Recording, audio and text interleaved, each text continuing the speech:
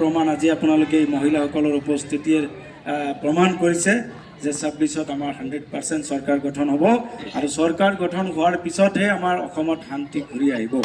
তাৰ কাৰণ আপোনালোকে দেখিবলৈ পাইছে যে বিজেপি চৰকাৰে কোনো উন্নয়নমূলক কাম কৰা নাই। তেওঁলোকে অসমত কেতিয়াও শান্তিৰ হৈ কাম কৰা নাই। তেওঁলোকে অকল হিন্দু মুছলমানৰ মাজত ভাগ ভাগৰ ৰাজনীতি কৰিছে। আমাৰ গৌৰৱ গগৈ ডাঙৰীয়াৰ নেতৃত্বত চাব আপোনালোকে ধৰ্মৰ ৰাজনীতি আমি উৎখাত কৰি পেলাম, আমি জাতিৰ নামত ৰাজনীতি উৎখাত কৰি পেলাম।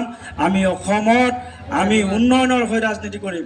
অসমত কেনেকৈ আমি বড়োলেণ্ডত স্কুল কলেজ গঠন কৰিব পাৰোঁ, আমি কেনেকৈ যুৱকসকলক সংস্থাপন কৰিব পাৰোঁ, আমি মহিলাসকলক কেনেকৈ সবলীকৰণ কৰিব পাৰোঁ, আমি কেনেকৈ বিটিআৰত শান্তি ঘূৰাই আনিব পাৰোঁ, তাৰ কাৰণে আমি গৌৰৱ গগৈ ডাঙৰীয়াৰ নেতৃত্বত অহা দিনত কাম কৰি যাম। আমি যি হিন্দু মুছলমানৰ ৰাজনীতি, এই ৰাজনীতিৰ ওপৰত আমি বিশ্বাস নাৰাখোঁ। আমি বিটিআৰখন আপোনালোকে দেখিবলৈ পাইছে, যেতিয়া কংগ্ৰেছৰ চৰকাৰ আছিলে তেতিয়া কিন্তু এই বিটিআৰত শান্তি আছিলে। বিটিআৰৰ নেতাসকলে এই বিটিআৰক শাসন কৰিছিলে। এতিয়া কিন্তু বিটিআৰ অকল এটা চেণ্ডিকেট হিচাপে ব্যৱহাৰ কৰিছে। ইয়াত চাব আপোনালোকে আমাৰ হেমন্ত বিশ্ব শৰ্মা ডাঙৰীয়াৰ খুব দুজন মন্ত্ৰীয়ে এই বিটিআৰ শাসন কৰে। ইয়াত চেণ্ডিকেট ৰাজনীতিহে আৰম্ভ কৰিছে। ইয়াত মানুহৰ উন্নয়নৰ কথা চিন্তা নকৰে, ইয়াত মানুহৰ উন্নয়নৰ কথা নকয়। অকল তেওঁলোকে এই কৰাপশ্যন যিবিলাক কৰে, তেওঁৰ সাংগু পাংগু মন্ত্ৰীসকলে সেই কৰাপশ্যনসমূহ ঢাকিবৰ কাৰণে তেওঁলোকে হিন্দু আৰু মুছলমানৰ মাজত ভাগ ভাগ কৰিব বিচাৰি আছে। গতিকে আমি এই ভাগ ভাগৰ ৰাজনীতি আমি নকৰোঁ। আমি অসমত যি শংকৰ ৰাজনৰ দেশত যি হিন্দু মুছলিম শিখ খ্ৰীষ্টান জৈন বুদ্ধিষ্ট সকলো জাতি জনগোষ্ঠীৰ যি মিলন ভূমি আছিল, সেই মিলন ভূমি আমি আকৌ ঘূৰাই আনিম। আকৌ অসমত আমি শান্তি ঘূৰাই আনিম। আকৌ আমাৰ ল'ৰা ছোৱালীসকলক আমি শিক্ষিত কৰিম। আকৌ আমি হিন্দু মুছলমান একেখন নাৱেৰে যাত্ৰী হৈ অসমখন ভাৰতবৰ্ষৰ ভিতৰত এটা শ্ৰেষ্ঠ ৰাজ্য হিচাপে আমি গঢ়ি তুলিবলৈ সংকল্পবদ্ধ হ'ম।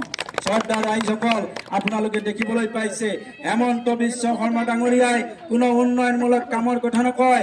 অকল তেওঁ দুখীয়া দৰিদ্ৰসকলক কেনেকৈ ধ্বংস কৰিব পাৰে তাৰ কাৰণে ৰাজনীতি কৰিছে। আজি বড়োলেণ্ডত বড়োসকলৰ মাটি তেখেতে কিমান হাজাৰ হাজাৰ বিঘা মাটি আজি আদানী আম্বানীক তেখেতে ইয়াৰ পৰা দি দিছে। আজি চাওক কাৰ্বি আংলঙৰ মাটি, কাৰ্বি ভাইসকলৰ মাটি তেওঁলোকে আজি কিমান হাজাৰ হাজাৰ বিঘা মাটি তেওঁলোকে উচ্ছেদ কৰি আদানী আম্বানীক দিছে।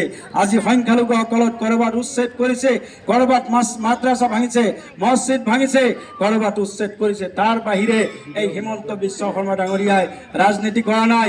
তেওঁ অকল হিন্দু মুছলমান নহয়, তেওঁ কোনো জাতি জনগোষ্ঠীৰ কাৰণে এজন ভাল মুখ্যমন্ত্ৰী হ'ব নোৱাৰে। হেমন্ত বিশ্ব শৰ্মা ডাঙৰীয়াৰ ৰাজনীতিত দুটা শ্ৰেণীত বিভক্ত কৰিছে। এটা হ'ল পুঁজিপতি আৰু এটা হ'ল দুখীয়া শ্ৰেণীৰ ভাগ ভাগ কৰিছে। ধনী আৰু দুখীয়া, এইখন চৰকাৰ হ'ল ধনীৰ চৰকাৰ। আৰু আমাৰ গৌৰৱ গগৈ আৰু কংগ্ৰেছৰ নীতি আদৰ্শ, কংগ্ৰেছৰ যি সপোন, সেয়া হ'ল দুখীয়া দৰিদ্ৰসকলক লৈ অসমখন সোণৰ অসম গঢ়াৰ যি সপোন, সেই সপোন বাস্তৱ কৰিবলৈ আপোনালোকে আহক, আগুৱাই আহক। আমি সকলোৱে মিলি জুলি আমি দুখীয়া দৰিদ্ৰসকলৰ হৈ মাত মাতোঁ। দুখীয়া দৰিদ্ৰসকলক আমি কেনেকৈ আমি সবল কৰিব পাৰোঁ তাৰ কাৰণে আমি মাত মাতোঁ। আমি আদানী আম্বানীক আমাৰ মাটি কেতিয়াও আমি অসমৰ পৰা নিব নিদিওঁ। আমি তেওঁৰ মন্ত্ৰী বিজু হাজৰিকা, জয়ন্ত মল্ল বৰুৱাক আমি কৰোড়পতি টকা আজি তেওঁলোকে আজি এই শোষণ কৰি পেলাই দুখীয়া দৰিদ্ৰসকলক ধ্বংস কৰি তেওঁলোকে আজি টকাৰ পাহাৰ কৰিছে। আজি আপোনালোকে যদি চাই, হেমন্ত বিশ্ব শৰ্মা ডাঙৰীয়াই অকল তেওঁৰ পত্নী আৰু পৰিয়ালৰ তেওঁৰ ল'ৰা ছোৱালীক চিনি পায়। তেওঁৰ সাংগু পাংগুৰ বাহিৰে অসমৰ কোনো ৰাইজৰ কথা তেওঁ চিন্তা নকৰে।